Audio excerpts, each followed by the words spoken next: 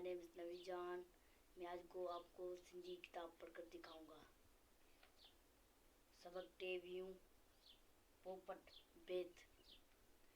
वाह वाह वाह प्यारो प्यारो पोपट, मिठड़ो ऐं मोचारो पोपट, तारन वांगुरु चिलके चिमके, ॻाढ़ो पीलो कारो पोपट,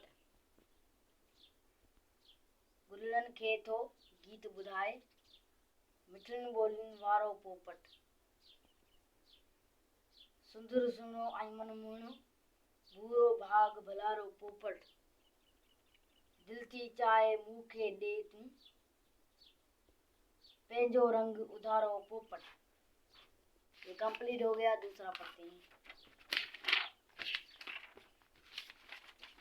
दुआ।